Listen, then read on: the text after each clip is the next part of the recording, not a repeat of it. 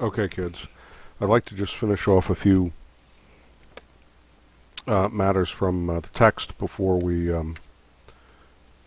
go into this week's worth of DBQ review. So, a few things left. I want to do the Carter administration and the Reagan administration, the Bush and Clinton presidencies, which is really as far as they would get up to. We'll do. That won't take very long. But before I do Carter, I just want to point out two other social movements. We talked about the feminist movement, so I just want to mention two others that were important in the 70s. The American Indian movement.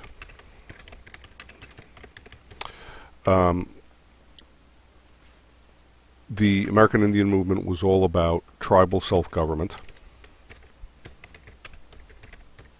and it really grew out of things like the civil rights and women's movement, because people were becoming far, far more conscious of issues of ethnicity and discrimination and long-standing injustices. The American Indians did the same. American Indian life on reservations, despite what well, let me say this. I'm sure you are aware that you have the Indian-run casinos, because tribal lands, reservations, function in a unique system of laws. They are part of the United States, but they are, for purposes of law, treated as a foreign country in a way. So they have a degree of self-government, and they are exempt from the rules of the states that they're in, which is why they're allowed to do things like have casinos or sell items such as cigarettes and things without paying the state sales tax or following state rules when it comes to gambling and that sort of thing, because they really aren't under the jurisdiction of the state. They are answerable to a degree to the federal government, but they have a degree of self-government as well. Some of the Indian tribes are doing okay. Some of them have prosperous businesses of all kinds, not just casinos, but other things. A lot of them are not, though. Native Americans tend, on the whole, to be among the poorest Americans of all. And life on Indian reservations to this day, in many cases, is really grindingly poor, crushingly poor. And, that leads to resentment and difficulties. In the 1970s, there was a lot of resentment and a rediscovery, if you will, of Indian history and of American history, and of all the different ways in which they had been cheated and lied to over the centuries about treaties and so on. This kind of came to a head in the 70s with an incident in 1973 at Wounded Knee. You had a growing American Indian pride and liberation movement, seeking rights, seeking return of lands that were illegally or supposedly illegally taken from them. In 1973, at a place called Wounded Knee, which is in South Dakota, which had been the site of a massacre of Native Americans 100 years before, there was a complicated internal tribal fight. It was the Oglala Nation, the Oglala Indians, and it started off as an internal fight over power and authority within the tribe. The federal government got involved, and it quickly got messy and complicated. They're not going to ask you in the AP to explain it, because to this day there are so many aspects of it that were that are still not really fully investigated. There were allegations of murders. There was violence involved. The bottom line, though, is that the incident at Wounded Knee galvanized the American Indian rights movement, which led to a lot of reforms in how the reservations are run. A lot of people say not nearly enough, but this was part of the picture at the time. And your textbook has a bit about it, so you can look at that. If anything, there may be I would think maybe a multiple choice question here or there about the incident that reinvigorated the American Indian movement or something at Wounded Knee. The other important movement that we should mention is the environmental movement.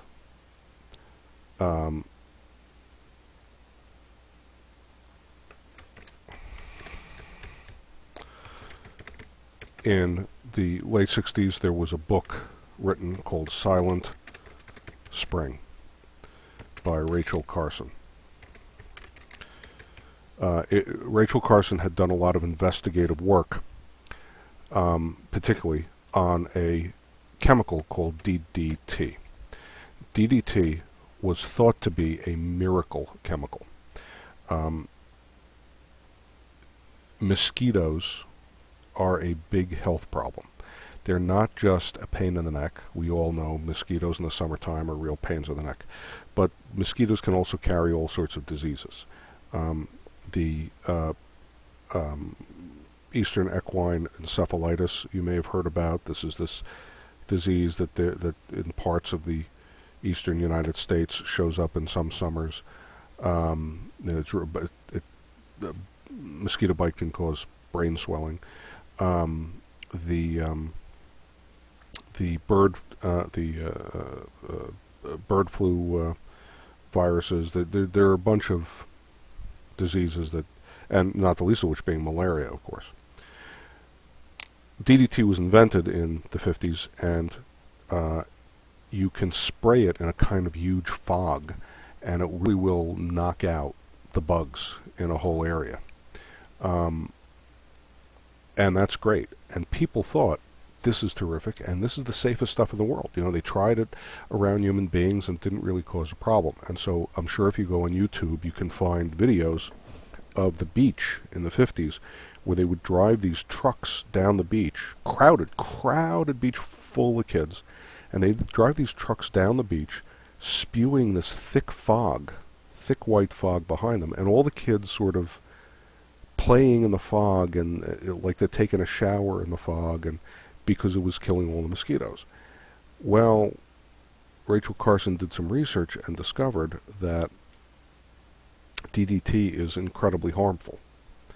One of the famous examples was that it made the eggs of birds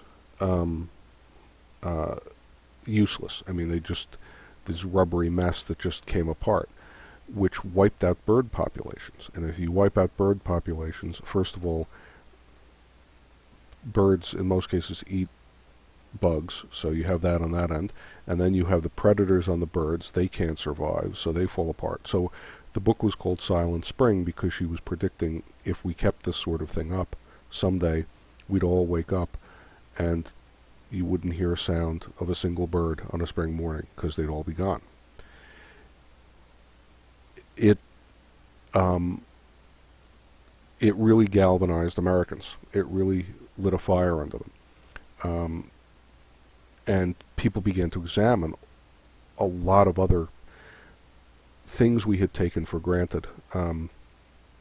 You had all over the country were called CSOs, combined sewer outfalls, where stormwater, that is water from the street, like the drains at the end of the street that carry just rainwater out and into the harbor, were combined with human sewage. And so you had, when you flush your toilet, all of that was also winding up in the same waters that wind up on the beach. You had oil spills all over the place. You had coal plants, electricity generated by steam generated by burning coal, and the coal dust was full of sulfur, mercury, and other toxic chemicals. So the environmental movement launched. It was extremely popular. You had major organizations like the Sierra Club the National Wildlife Federation, etc., that were formed, and people pushed their legislators for action. Out of that environmental movement came a new consciousness about the environment. All of the stuff that we do about recycling, like we hear people talk about recycling. That's not new. That was going on when I was a kid. The Boy Scouts used to collect newspapers for recycling in those days, and you didn't have recycling of cans yet, but people were talking about harmful plastics and all that. Out of that period of time came at least 35 federal laws.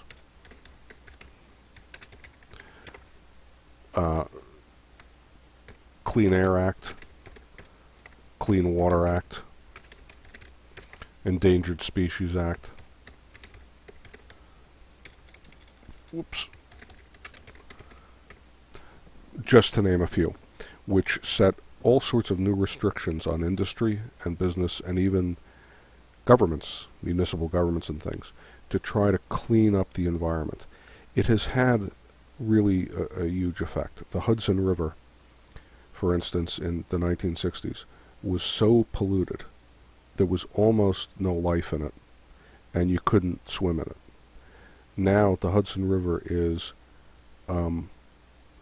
almost perfectly clean, way up the Hudson, most of the way up the Hudson.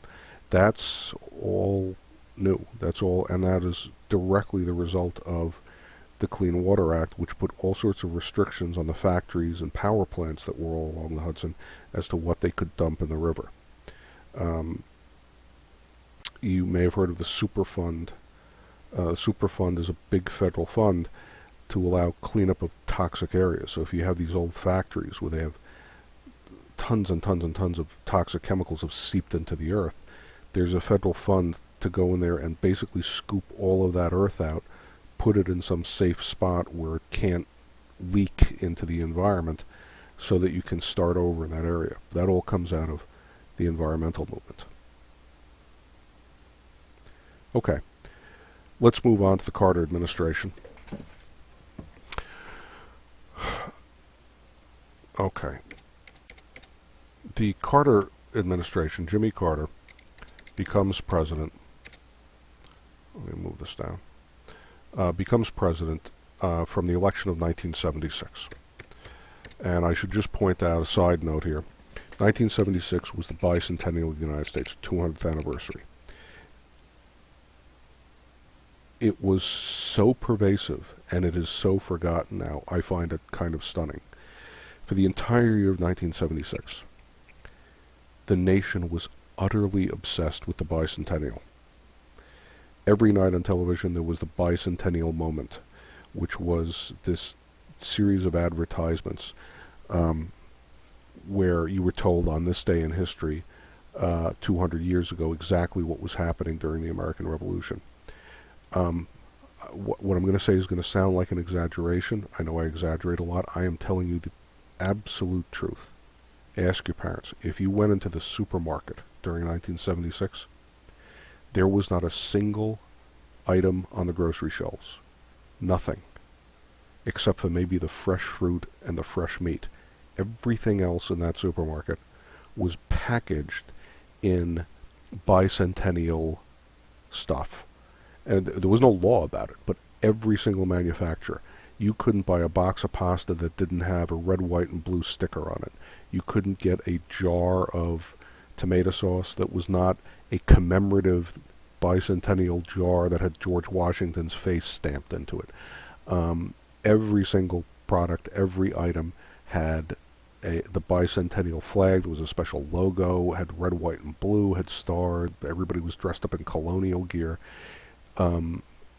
The fire hydrants, nobody knows who started this, but somebody started repainting fire hydrants someplace in America, and by a couple of months into 1976, every single fire hydrant in the United States had been repainted by the kids on the block or the families that lived there in creative ways, made to look like a little colonial soldier, painted with the flag on it, painted with a giant star on it.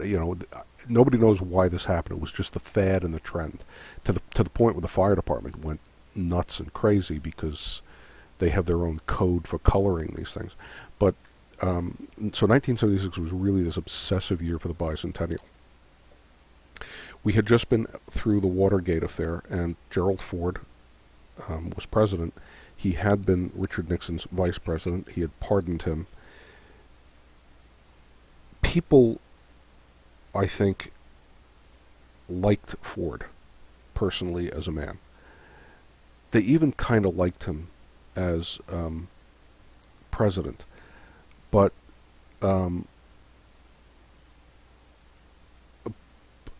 they wanted to move on. There was a national feeling that everybody kind of wanted to slam the door on the whole Watergate mess and the Vietnam mess and the everything else and kind of start over. And so people looked to Jimmy Carter, who had not been in Washington at all. He had been governor of Georgia, so he had nothing to do with the federal government, who seemed young and vigorous, who seemed different. So I think a lot of people turned to him because this was a way to start out fresh. Carter turned out to be to have a very rough presidency. He took over the country at a time that we were slipping into a major economic recession. He was faced with the problem of rising unemployment. So this is all under Carter. Whoops. He's faced with the problem of rising unemployment. So more and more people losing their jobs. But also rising inflation. And usually those two don't go together. Normally in economics, if unemployment is going up, inflation often is not, at least at a certain point. But Americans were losing their jobs, the economy was slowing down, and the price of everything was going up and up and up, including the price of oil, price of gasoline. The economy had already been through some rough times. Before Carter takes office, back in 1974, inflation had gone up. Now, when inflation gets above 3 or 4%, it starts to really hurt people. Inflation had gotten up to 12% for a very brief period of time in 1974, really due to the oil embargo. But then it had come back down again. Under Carter, inflation began to rise again, and it hits 15%, just about 15%, just shy of that, 14.9 or so. That's an immense amount of inflation and very demoralizing for people. If every year you're paying 15% more for everything, that really hits people hard. A lot of it was due to the price of oil. Some of it was due to the leftover debt of Lyndon Johnson, believe it or not, still that debt hanging on from the Vietnam War. This period of time was called stagflation. For stagnation and inflation. The economy was stagnated, that is, it was not growing, didn't really seem to be moving in any direction, and inflation was rising. Carter himself referred to it as a national malaise. Like we were sort of in a grand psychological depression. And really, people tend to vote on pocketbook issues. So the biggest problem Carter had at first was that the economy just seemed to tank under him, and nobody was doing better. Carter was a little bit like Wilson when it came to foreign policy. he was all about morality. The United States had been involved in shady dealings under Johnson and under Nixon. As I said, Nixon had used the CIA to manipulate the government of Chile and put in a military dictator there. Americans had been lied to about Vietnam and so on. And so Carter came in and wanted to put America's foreign policy on the basis of morality, defense of human rights, and this sort of thing. And I think even Carter's critics would say, in that sense, he wanted to be a very good man, but his critics would say he was extremely naive. You may or may not agree with that, but that's the criticism there. The high point of his presidency, therefore, took place in the field of foreign policy.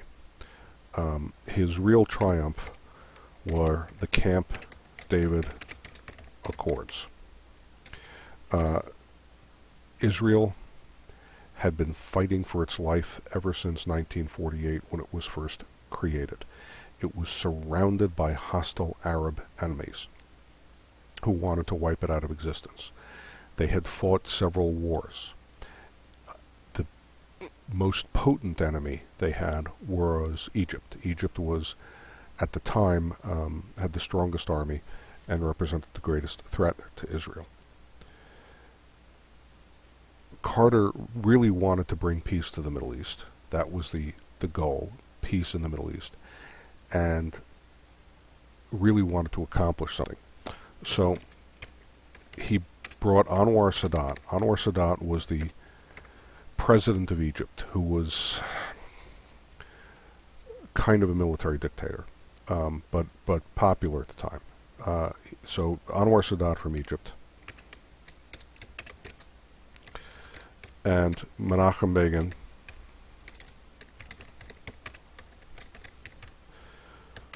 who was the Prime Minister of Israel.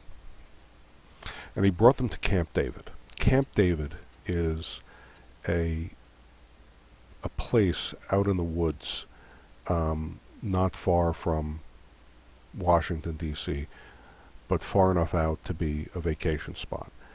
Camp David was a piece of property that had been acquired years before, I think under the Truman administration.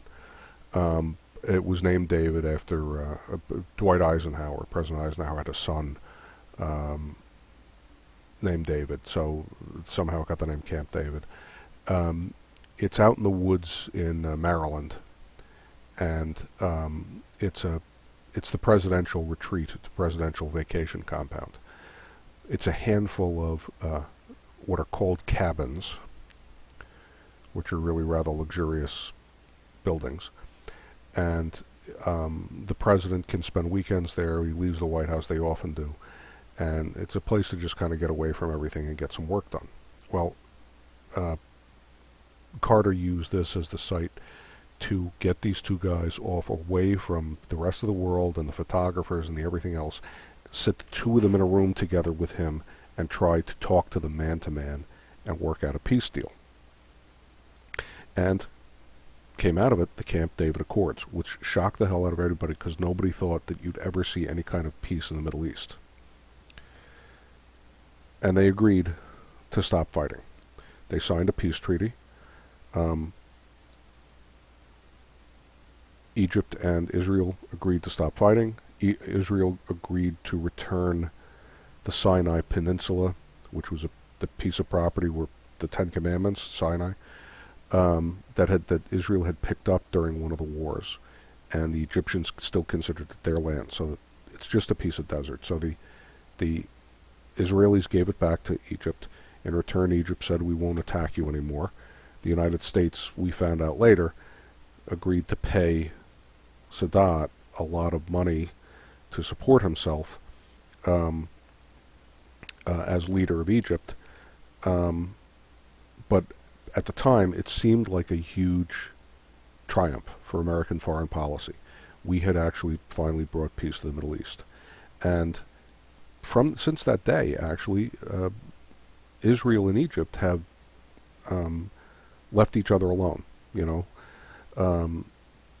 Now, it was a portent of other things to come. Anwar Sadat used the money he was given by the United States in many ways to oppress his own people, which led to the rise in Egypt of the Muslim Brotherhood, an extremist Muslim group that actually assassinated him some years later. But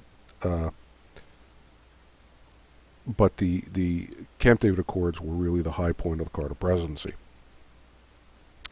But they were shortly followed by the beginning of the low point, and that was the Iranian hostage crisis. And I'll just explain this briefly, because this was America's obsession for over a year.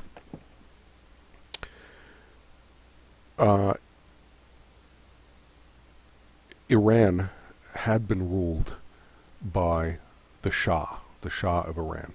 Shah is just a Persian word that means king, related to the word Raja, actually related to the word Rex Regis in Latin. But the Shah had been king of Iran. He was a pretty oppressive guy. He had his own secret police that any political dissent he wiped out. He was a Muslim himself, as just about everybody in Iran is, but the very religious Muslims looked down on him because they did not feel he was observant enough, or that he was ruling the country by Muslim law. And the Shah really was, in many ways, a very corrupt guy, a greedy guy, really exploited the country in a lot of ways. Okay. He had been kept in power by the United States.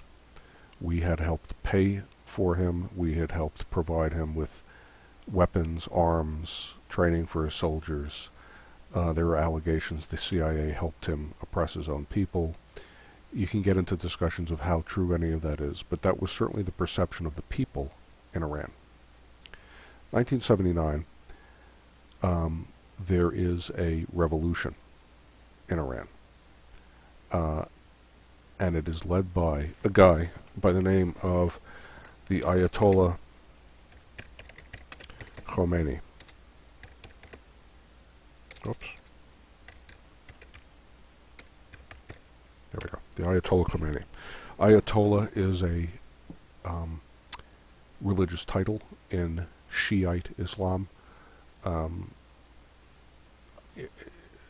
It's a leader. It's the grand leader, the great leader of the Shiite Muslims. And the Ayatollah Khomeini had been in exile for years outside of Iran because the Shah was trying to hunt him down. So a ton of people in Iran rebelled against the Shah and wanted to install Ayatollah Khomeini as the leader of the country, and so they did. In the meantime, the Shah, it turns out, was very sick. He was ill with cancer, and he had fled to the United States of America, which had welcomed him in part because we had been his supporters, in part so it was set on humanitarian grounds because he was getting treatment in New York City at Memorial Sloan Kettering Hospital. The people in Iran were furious about this. They wanted the Americans to turn the Shah over to them so they could put him on trial for crimes in this country. And we refused.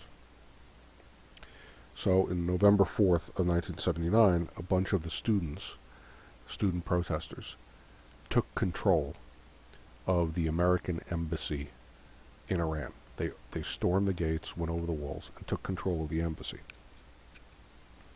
It's a rather complicated story, but the brief version of it is, they wound up getting their hands on about 52 hostages. Now that number gets complicated over time, but we'll leave it at that. 52 American hostages, whom they capture in the embassy, and they hold. And they refuse to return them, refuse to negotiate, refuse to send them back to America. And they're holding them.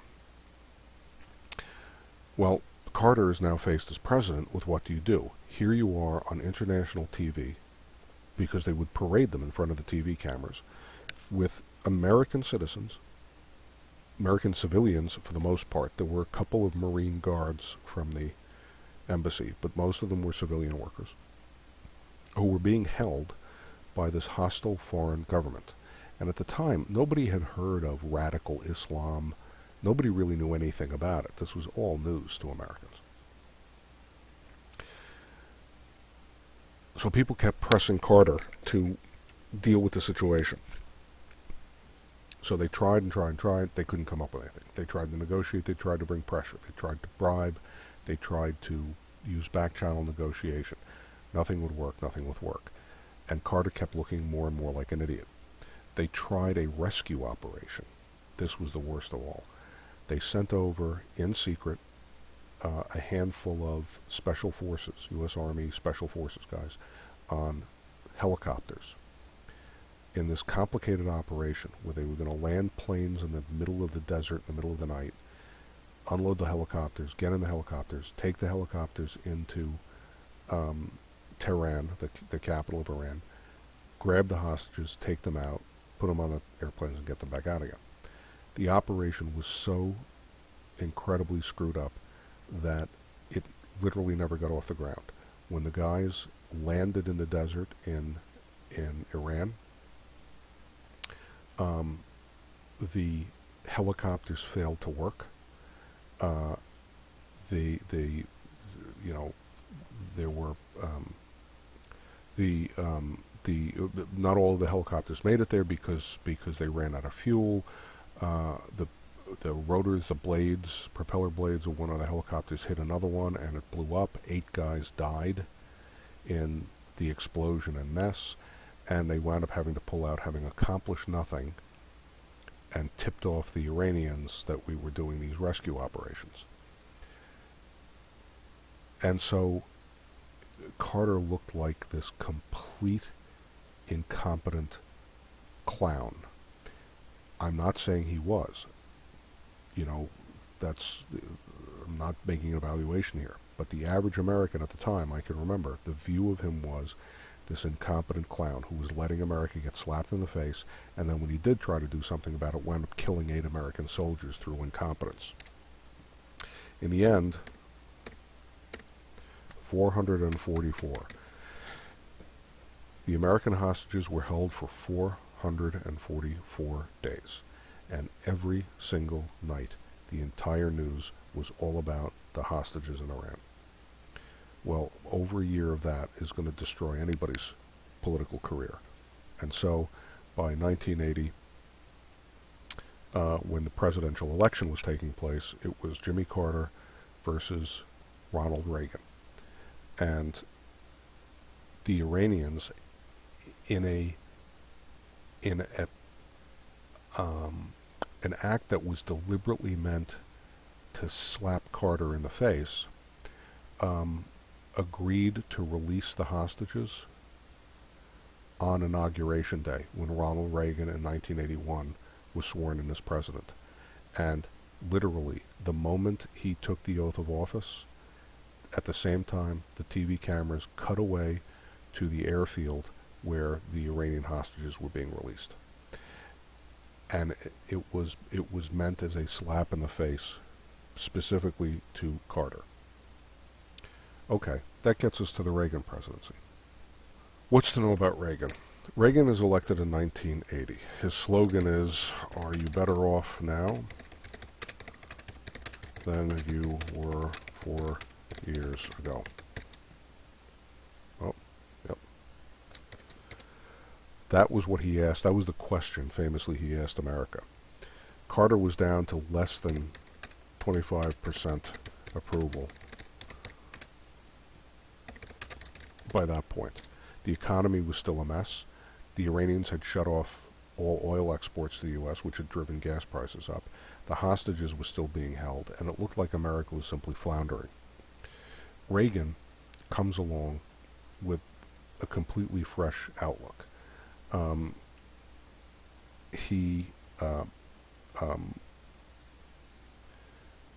his slogan for his presidency was, "It's morning in America."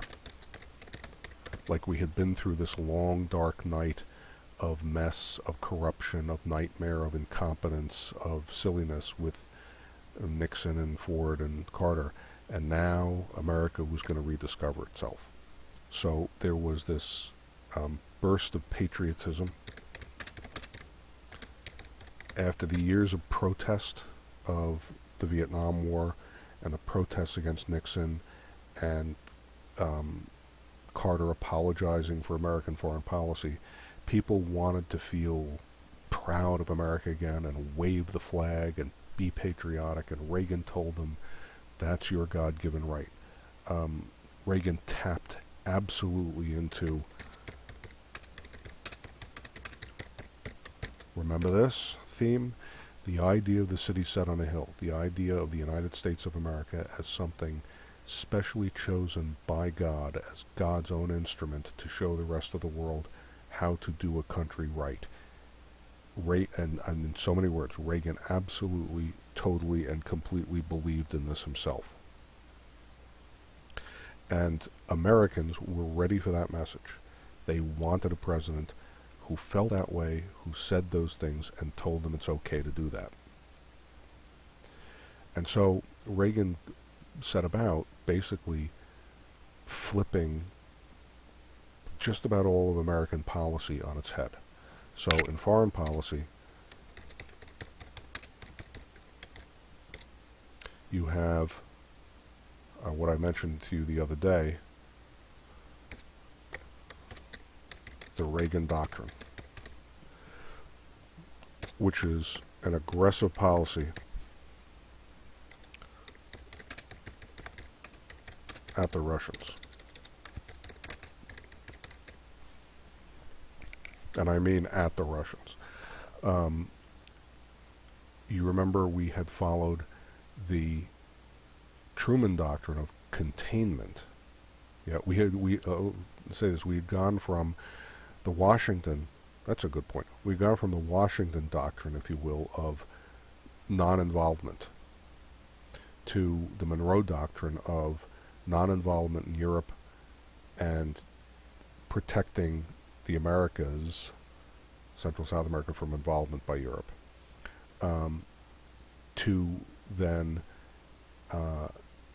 this American imperialism, manifest destiny, followed by American imperialism where we're spreading out, followed by American involvement with Wilson in Europe, followed by a period of isolationism, but then overcome with the internationalism and Truman Doctrine of containment of the Russians. Now we have the Reagan Doctrine of aggressively confronting them all over the world, taking the fight to them. And so he funded the SDI program, the Strategic Defense Initiative, which I mentioned in class, also known as Star Wars.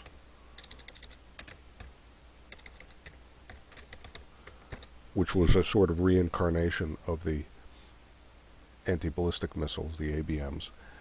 It seemed defensive.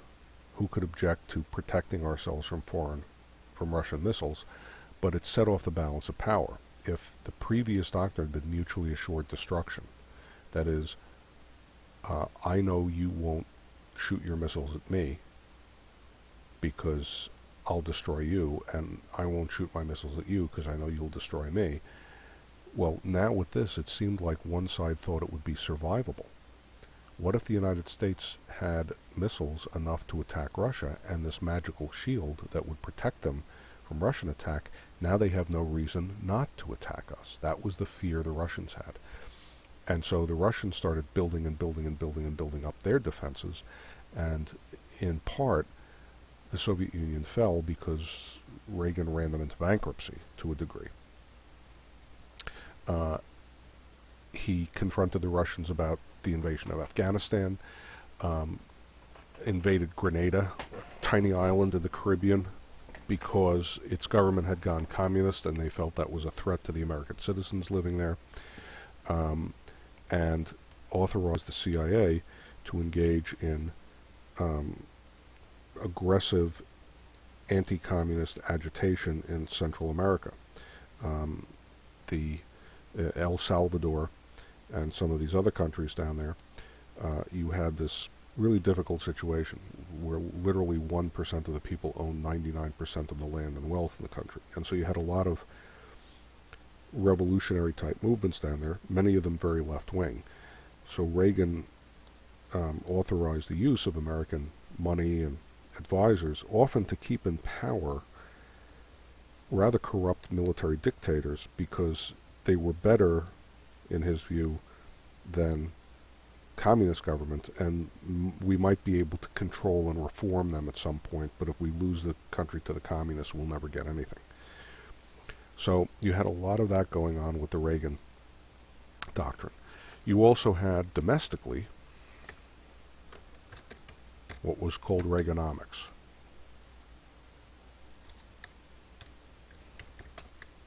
For economics, Reagan-style economics. What was called trickle-down economy. The idea being, under Johnson, the idea was, how do you help the poor? You help the poor by giving them a hand up. You give them money, you give them job training, you give them some help to get started. And despite years of those sorts of programs, America still had a significant poverty problem, and the economy was a mess. So Reagan said, no. The way to do it is this. We cut taxes and cut regulations on business. Now, cutting taxes helps the wealthy. Poor people don't make enough money to pay too much in taxes. But cutting taxes for the rich, cutting taxes helps the rich. And Reagan's argument was, if you cut taxes for wealthier people, middle class and wealthier people, I guess I should say, they're going to take the money they save from taxes and they're going to go out and spend it. And if they spend it on stuff, that means that more people are going to have jobs.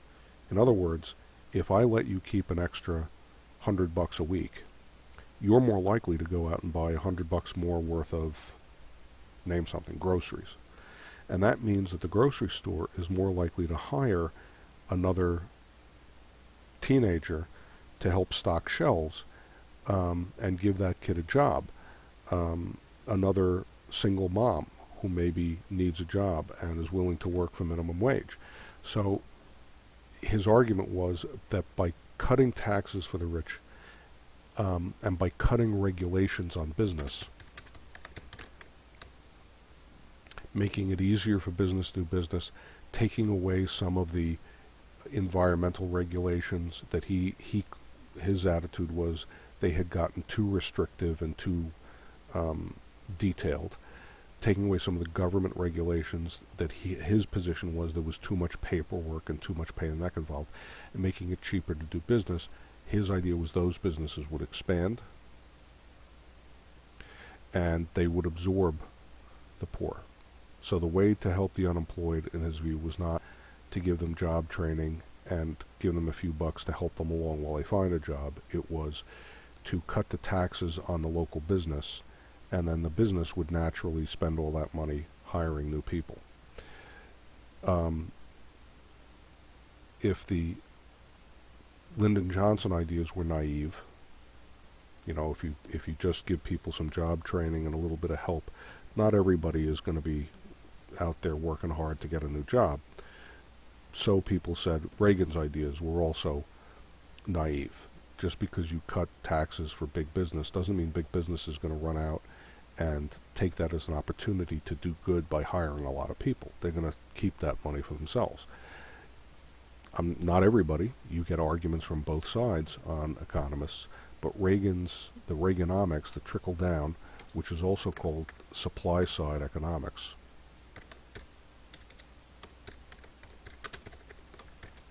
it's all about helping business, which is supplying your goods. If you help business, that'll help the economy. Well, and there's still a lot of people who hold that attitude, and that's pretty much still the divide between Democrats and Republicans today. Republican attitude toward business and taxes and so on is the less regulation, the less taxes, the better, because then business will flourish and we'll all do better. The Democrat general view is that regulations are needed to keep businesses from getting too greedy, and people who make money should be justly taxed for it so that we can pay for the other programs. Because here's the problem you run into with Reagan. If you have less taxes, the government has less money, and so he severely cut social programs. All those programs from the Great Society, well, if he's cutting taxes, that's less money coming into the government, so where is he going to save the money? He cuts down on the spending on social programs. His attitude, famous phrase, government is not the solution to the problem. Government is the problem. Again, the basic Reagan philosophy. As opposed to FDR and LBJ, who said government is here to intervene in the economy, to fix it when it fails, to reach out to help people. Reagan's attitude was government involvement in the economy is interference with natural processes of markets. If the government stays out of it, then the natural laws of supply and demand will fix it. Yeah, it may be bumpy sometimes, but it'll work out in the end. And that government shouldn't be making people dependent on government. Yeah. So FDR and LBJ would say, if you got a guy who's poor, then we'll give him a few bucks to help him get along. Reagan's argument was, if you give a guy a few bucks, he becomes dependent on that from the government, and then he doesn't have the incentive to go out and get a job. Again, I'm not taking a position one way or the other, but this is really what divides Republicans and Democrats even today. So he cut social programs hugely. At the same time, since he's fighting the Russians and has SDI going, military spending actually increased. So at the end of the day, the government actually wound up with a significant amount of debt. The economy did revive. Under Reagan, the economy started to revive and do better. Once again, you get lots of arguments from people about that. A lot of economists would say it only looked like it got better. Rich people did much better under Reagan. Yes, they had their taxes cut, they were making more money. But they would say homelessness also shot up. And that actually is true. In New York City at the time, homelessness did shoot up under Reagan. And there were a lot of problems with poverty. You also get people on the other side who say, under Reagan, the whole economy did better, and the middle class actually was doing okay. There were more jobs, unemployment dropped, inflation dropped significantly. All of that mess under Carter really seemed to get healed. So, I'm not going to take a position, but people to this day argue, was Reagan good or bad for the economy? And then there's a third position. And the third position is, as I have mentioned to you before, there is a lot to be said that the president has less effect on the economy than all of us would like to believe. There's something to be said that the economy kind of hums along on its own, and it has its ups and downs, and it may not matter all that much who the president is.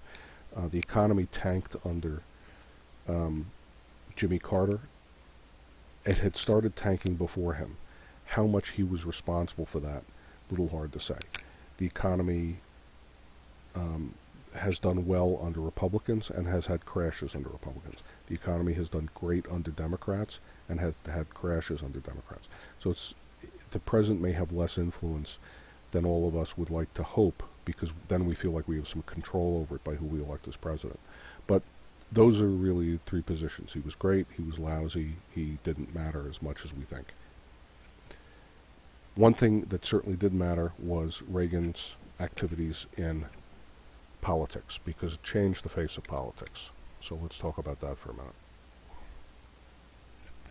Reagan really represented a thing called the new right, meaning the new right wing, the new conservative movement.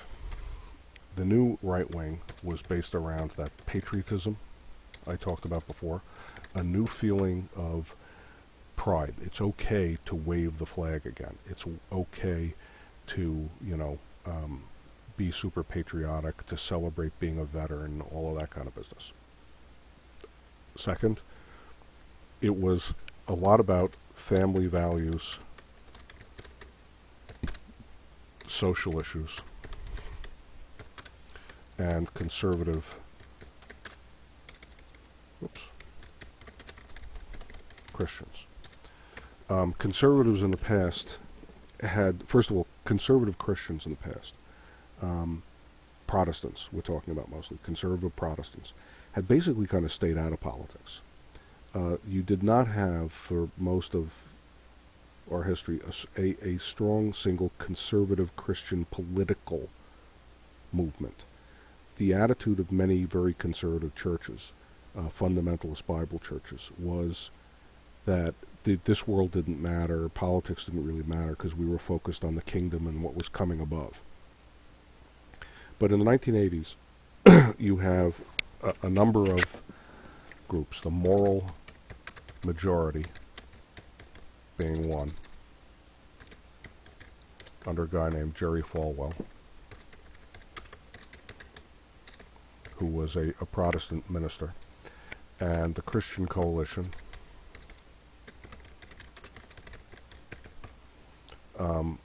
which had a number of people involved, Pat Robertson among them, who were Christian groups, Protestant fundamentalist Christian groups, who started to get very politically active over issues like abortion,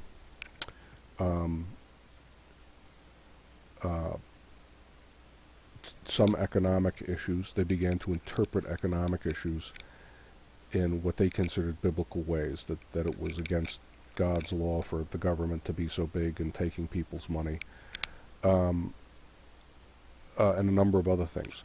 Gay rights had been talked about in the 70s. You would have the Stonewall riot in the 60s and the 70s. You would the Stonewall riot in the 70s, and you would have the gay rights movements in New York and San Francisco, but it wasn't really a national thing.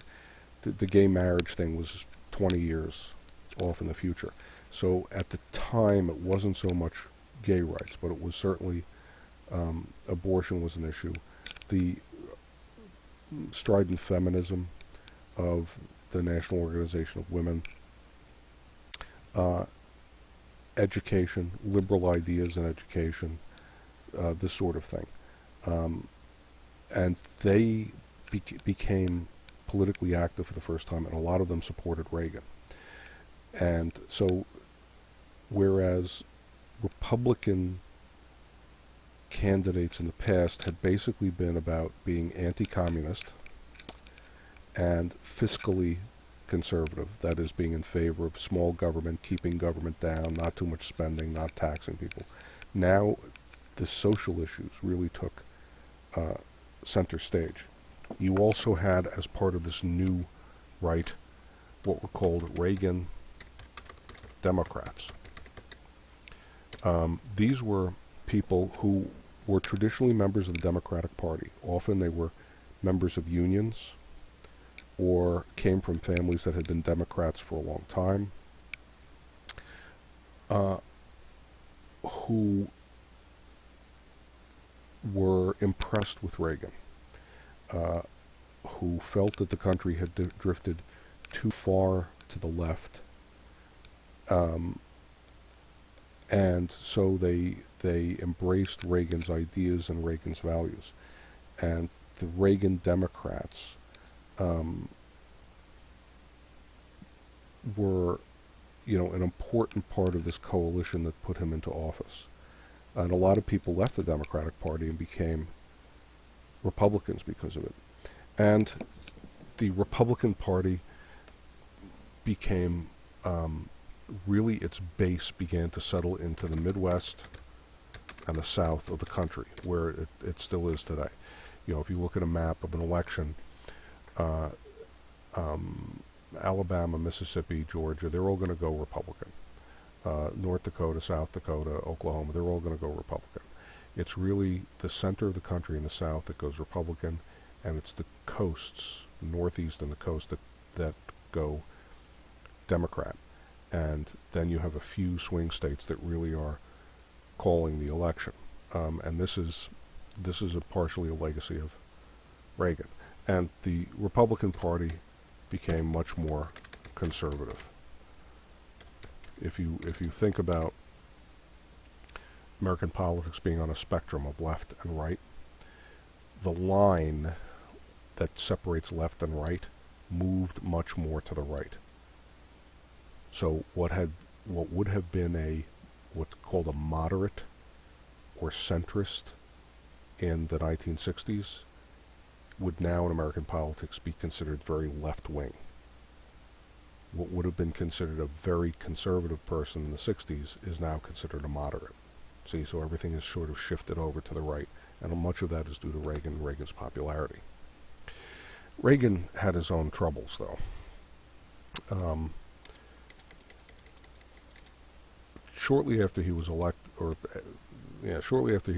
although it came out sometime later, you had an event called the Iran-Contra scandal. What had happened, basically, is in the Middle East, Lebanon had been a big hotspot.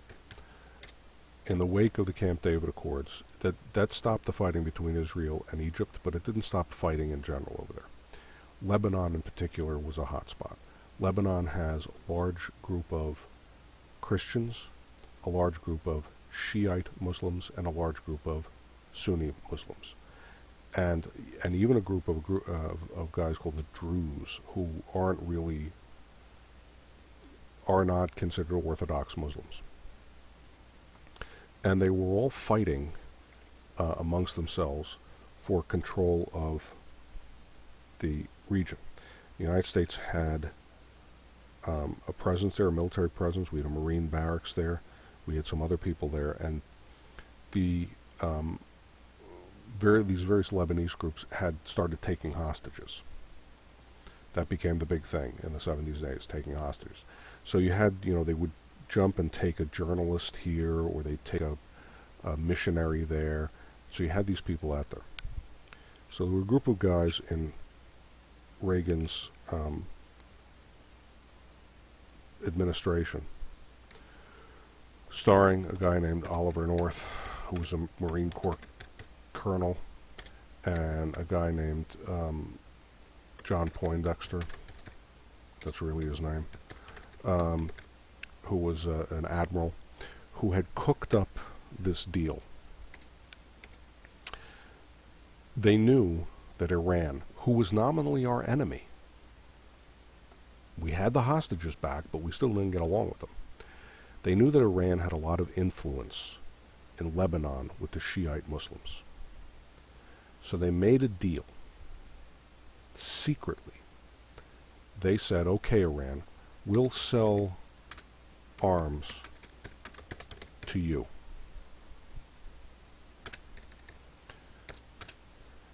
In exchange, you will use your influence to get the hostages out. So basically we were trading weapons to the Iranians, which was illegal and which is not, we're our enemy. We'll give you weapons if you use your secret influence with the Lebanese to get the hostages returned. Okay? Now, if you're selling arms, though, they're paying you for them. They're going to pay you cash for that. So what do you do with the cash? This was the beauty of the plan. Then you take the money from the arms sales and give it to the Contras in Central America. The Contras were the conservative, right-wing, anti-communist militias in Central America. So Central America was racked by these civil wars between, as I told you before, communist rebels and these dictatorship governments. And the dictators often had these private armies, not the official army of the country, but these sort of private hired mercenaries who would work for them and would do, pretty rough things. They'd go in and massacre suspected rebels. Instead of arresting them and putting on trial, this was kind of dirty tricks. So Oliver North and John Poindexter and some of these other Reagan guys, they wanted to get the hostages out of Iran because that would look great for Reagan. And they also wanted to find a way to get money to these right-wing military, pro-military dictatorship guys in South America, in Central America. So they sold the arms to Iran, got the hostages out, took the money they got from the arms sales, and funneled it down to these Contras, all of which was illegal. They completely bypassed the Congress of the United States. They lied to Congress about it when they were called in front of Congress and said, what's going on? They lied about it. They all swore and claimed that Reagan himself knew nothing of what was going on, that they had all done this behind his back to shield him from this, and they had used the White House. 12 Reagan officials actually had to resign, and some were convicted of crimes as a result of this. But oddly enough, even though certainly the Democrats went crazy over it, and there were some people who said, what the hell is this? This is not kosher stuff. It didn't really tarnish Reagan's popularity too much. People still seemed to love him. Okay. Reagan was president from 1981 through 1989. 1988 election gets us to George Bush. Okay.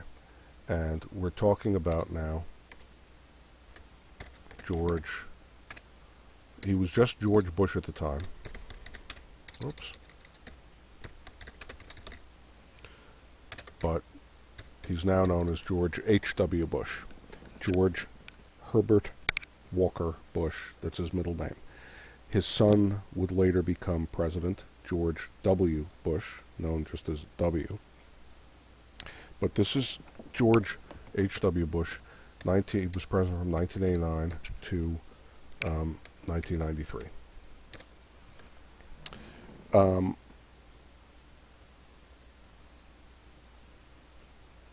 Chances that you're not going to get an essay on George H.W.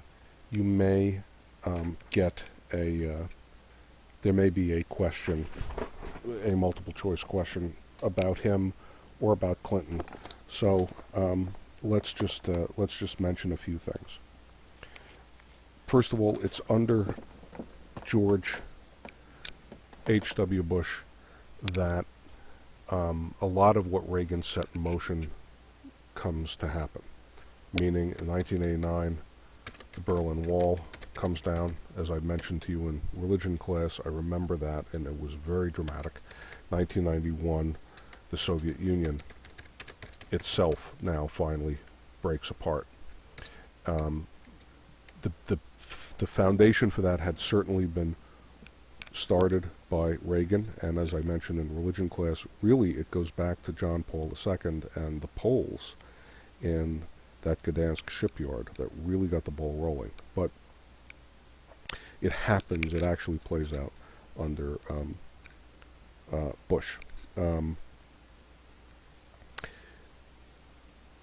1990 is Operation Desert Storm. Operation Desert Storm, which is sometimes referred to as the First Gulf War. What happened there? You can look at the maps on your own, but basically Saddam Hussein, dictator of Iraq, right, invaded the neighboring country of Kuwait. Kuwait is not really a big country, and there's really nothing, it's just desert, and it's one city. But it's important for two reasons. One is that Kuwait had about 10% of the world's oil.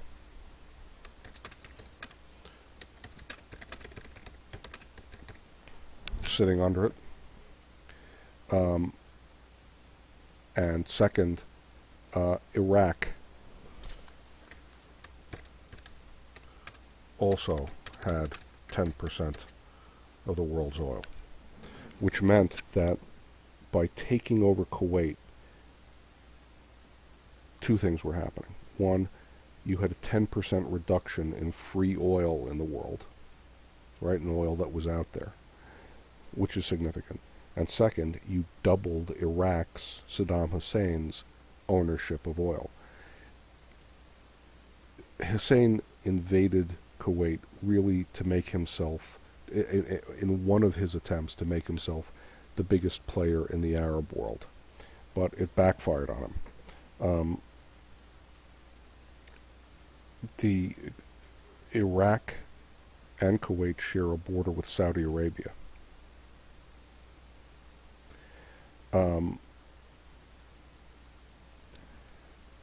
And Saudi Arabia was freaked out by this. The United States was also freaked out by this, because the last thing we wanted was to allow Iraq and Saddam Hussein, this vicious dictator, to have that much control over the world's oil supply, or to feel like he could march into a separate country. I mean, Kuwait may not be much of a place, but it's its own sovereign country, and he had marched into it. And the fear was he would then use that as a platform to launch into Saudi Arabia. Saudi Arabia is an ally of the United States and contains a lot of the world's oil. Therefore, in 1990, Bush put together this coalition of 28 nations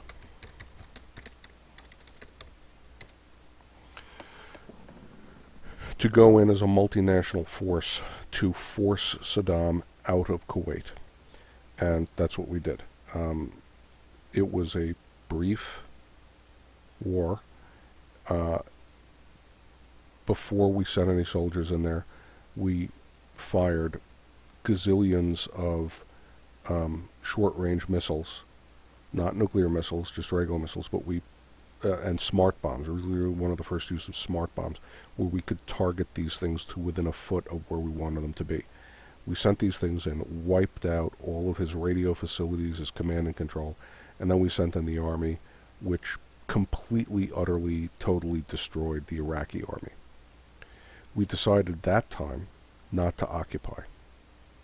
Gulf War II, which would be under his son, George H.W. Bush, that was when we went in, took over the country, kicked out Saddam Hussein, and occupied it for years. Under George H.W. Bush, George Bush I, Gulf War I, we just went in, pushed him out of Kuwait, pushed partway into Iraq, enough to have destroyed his army, and then everybody withdrew to the border. And they created, at the end of it, a no-fly zone, which were areas in Iraq airspace that he was not allowed to put a plane in the air. So basically, we surrounded Iraq with these zones that he wasn't allowed to fly any kind of aircraft in, which effectively, contained him from invading anybody else or using his air force on anybody. Okay. Chances are, if they ask any questions about Bush, that's all they're going to ask about. Finally, we get to the Clinton presidency. I can't imagine them asking any questions beyond Bill Clinton, and probably, maybe one question about Clinton. So Clinton was president from 1993 to 2001. Important things to know about Clinton: NAFTA, the North American Free Trade Agreement. North American Free Trade Agreement was a treaty that we signed, the United States signed, with Canada and Mexico. Mexico, believe it or not, is considered part of North America. It's not part of South America or Central America. Mexico, the United States, and Canada. And what it did was create what's called a free trade zone, which means there are no import or export fees between the United States, Canada, and Mexico. And there's really very few restrictions on business. So in most other circumstances, if Microsoft builds a factory in China, everything they bring into the United States from China they have to pay customs duties on, and there's all kinds of regulations, paperwork, red tape, and all that. With Mexico, Canada, and the United States, you can build a factory right over the border in Mexico, build everything you want, and bring it to the United States to sell it. You don't pay any customs duties, no taxes, and there's no intensive inspection or regulations or all that much paperwork to file. This was very controversial. Still is very controversial. On the one hand, it's great for business because they can go down to Mexico, build a factory where they can pay a tenth the wages down there that they would in the United States. Everything is much cheaper, and sell it up here. It means consumer goods are much cheaper. It allows American business to expand. So if you own stock or if you have a pension fund that has stock in these companies, it's good for you. The flip side, of course, is that by going to Mexico, to hire cheap workers, that's fewer American workers that get hired. And so the fear is that it's really a way for these companies to not pay American workers American wages. I'm not taking a side on that one either. It's controversy. Second thing to know about Clinton is WTO, the World Trade Organization. WTO was created in 1994 to oversee trade treaties and trade rules. This is also very controversial. It's part of world globalization, and the attitude of people who don't like the WTO is that it's this sort of conspiracy among the big wealthy companies to exploit workers and to exploit third world countries. The attitude among business people is it makes the world easier. With WTO overseeing trade agreements and enforcing trade rules, if you become a big pop star in the United States, in theory, the WTO will help enforce your copyright rules in Spain, so that in Spain they can't just make 1,000 copies, a million copies of your song and sell it for nothing, and you get no money from it. You have a right to be paid for that. It's copyright rules. So the WTO is supposed to help business and help make trade fairer, but there are people who criticize it because it's part of the trend toward globalization. Okay. The very last things I'll talk about to be aware of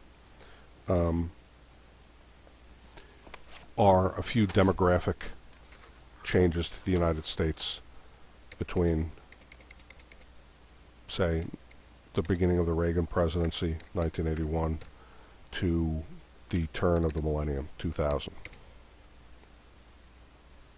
First of all, you have new immigration.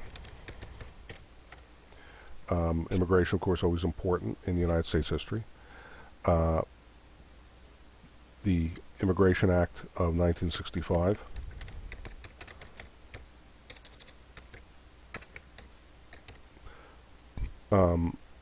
opened up immigration for the first time since the 1920s. You remember, 1920s, America had shut down basically its immigration. 1965, they opened it up again. And in just the last decade, 1990 to 2000, last decade of the 20th century, 10 million immigrants entered the United States.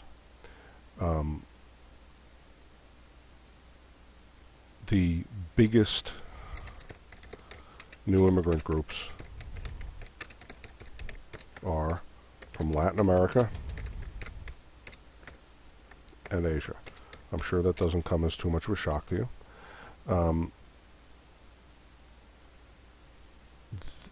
About half of the new immigrants are from Latin America.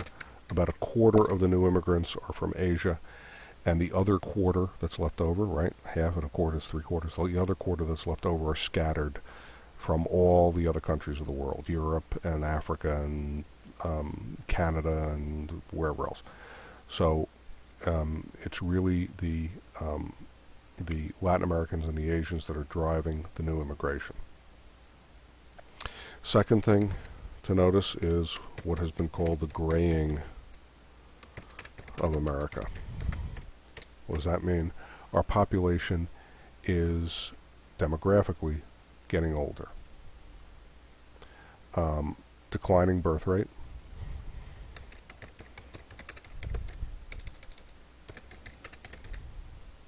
You know, you may hear jokes sometimes about mom, dad, and 2.5 kids. For years, the national average of a family was to have 2.5 kids. So that meant most families had 2 or 3 kids. Now it's less than that. Now it's under 2, which is under replacement. So therefore, you know, with a declining birth rate, number of young Americans, no, I shouldn't say that, because it's not number, it's percentage of young Americans declines. That has big implications, right? Because if you have 100 people retiring and 50 people entering the workforce, you have fewer people to do the jobs, and those 50 people who are earning money now because they have jobs, they have to pay more in taxes to support the 100 people who are retired, you know, for their Social Security checks and stuff. So these changes in demographics have a big effect.